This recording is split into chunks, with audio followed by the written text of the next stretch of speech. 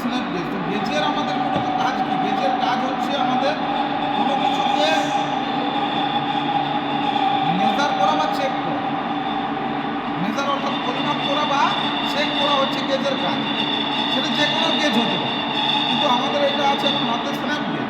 তো স্ন্যাপ গেজের আমাদের কি করে, এই যে এইদিকে একটা, এখান থেকে এইদিকে একটা এন্ড, এদিকে এখান থেকে এইদিকে একটা এন্ড ভিতরের দিকে।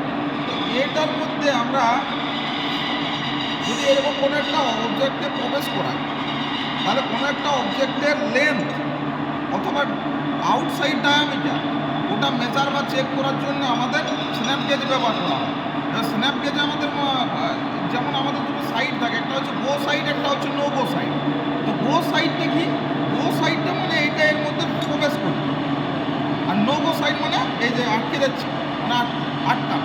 তো গো সাইডে এটা প্রবেশ করবে, নো গো সাইডে আটকে যাবে। ঠিক আছে? গো সাইডটা আমাদের নো গো সাইডের থেকে একটু ছোটো থাকে। ঠিক আছে? প্লাগ গেজ, স্ন্যাপ গেজ ইত্যাদির ক্ষেত্রে।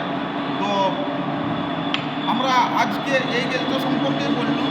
এবারে অন্য গেজ আমার চ্যানেলে কিছু দেওয়া আছে, কিছু গেজ সম্পর্কে।